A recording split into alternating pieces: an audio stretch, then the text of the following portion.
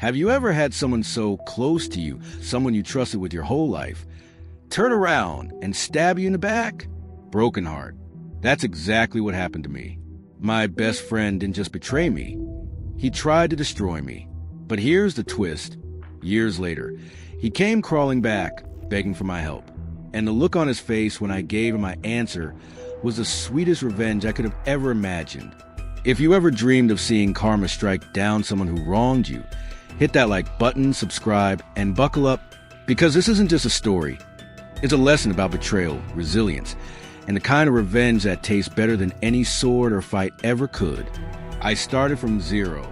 Small freelance jobs, delivery work, anything that paid. But I also learned. I studied business strategy, marketing, networking, stuff I used to ignore because I thought hard work was enough. Every coin I earned went back into rebuilding. Slowly, I grew connections, landed clients who trusted me, not because I had a fancy office, but because I had integrity. Years passed. It wasn't overnight. It was sweat, sacrifice, and nights crying silently into my pillow. But brick by brick, I rebuilt. And this time, bigger, stronger, smarter, until one day, I wasn't the underdog anymore. I was a success story. My company had grown beyond anything Horace and I ever dreamed. And Horace? Karma doesn't forget. Turns out, when you build your empire on lies and theft, it crumbles fast. The clients he stole, they figured him out. One by one, they left. People stopped trusting him. His flashy lifestyle collapsed under the weight of debt. I'd hear rumors.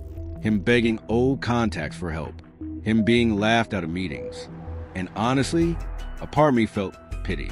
But then I'd remember that empty office. His message telling me never to contact him again. And then, one afternoon, my secretary walked in looking awkward. Sir, there's someone here to see you. He says his name is Horace. For a moment, my heart stopped. Horace? After all these years? When he walked in, I almost didn't recognize him. The arrogant, flashy friend I once knew was gone. In his place was a man hollowed out by failure. His clothes were cheap, his eyes sunken, his confidence shattered. He sat down, and for the first time in my life, Horace couldn't look me in the eye. Ollie, please. I need a job. I've lost everything. His voice cracked. I know I don't deserve it, but I'm desperate. Do you know what it feels like to see the man who once crushed you now begging at your feet? It's a mix of satisfaction, anger, and something almost like justice. I leaned forward and said, slowly, deliberately, do you remember, Horace? You once told me the business was yours, that you didn't need me. Well, today, the business is mine, and I don't need you. The silence that followed, that was the sound of revenge. Horace's face went pale. His lips trembled, but no words came out. He looked like a man who had just watched his last bridge burn. He stood up, nodded faintly, and walked out my office. That was the last time I ever saw him. No screaming, no fight, just quiet, undeniable justice. And for the first time since the betrayal, I felt free. Friends, revenge doesn't always come with fire and fury. Sometimes, the sweetest revenge is simply rising higher, becoming stronger, and letting your success be a reminder of everything they lost. I used to believe in the kind of friendship you only see in movies. My name's Ollie, and growing up, my best friend was Horace. We weren't just friends, we were practically brothers. We played in the same dusty neighborhood streets, studied side by side, even shared the same ridiculous teenage dreams of making it big someday. I remember once, during a long walk home from school, I told him, friendship means one soul in two bodies. He laughed at my dramatic tone, but then he said, I'll always have your back, Ollie. Always. At that time, I believed him. How could I not? He was family in every sense but blood. Fast forward a few years. Life wasn't easy, but I refused to settle for less. After college, I saved every penny I could, skipping luxuries, working odd jobs, learning business the hard way. Finally, I had just enough to start something small. It wasn't much, a tiny trading venture, basically, but it was mine. And of course, I invited Horace to join me. How could I not? My brother, had to be there when my dream took off. At first, it was perfect.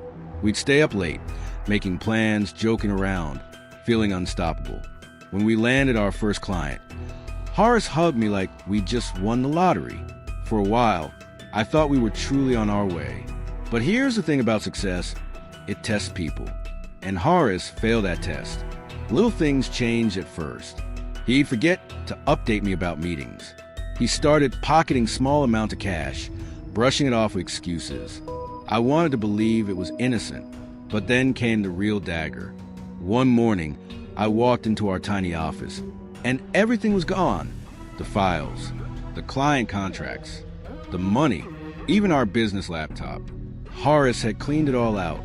I called him, texted him. At first, silence. Then, finally, a single cold message. Don't contact me again. The business is mine now. I can't even describe the feeling. My chest felt hollow. My hands shook. This wasn't just about money. This was my best friend. No, my brother, who had gutted my dream and left me with nothing. Days turned into weeks of pure despair. I barely ate. I couldn't sleep. Everywhere I went, people whispered, "Did you hear? Horace and Ollie split up. Horace is doing great now." Great. Off my money, off my hard work. Meanwhile, I couldn't pay rent. I sold my old motorbike just to survive. My parents, they didn't say it, but I saw the disappointment in their eyes. For a while, I thought it was over for me, that I was just another fool who trusted the wrong person. But one night, lying on my mattress in a near-empty apartment, I had this thought. Am I really going to let him win? Let him write the story of my life? That was the moment something inside me snapped. No more pity. No more tears. I picked myself up, dusted myself off, and promised myself one thing. Ollie, you will rise again. And this time, no one will take it from you.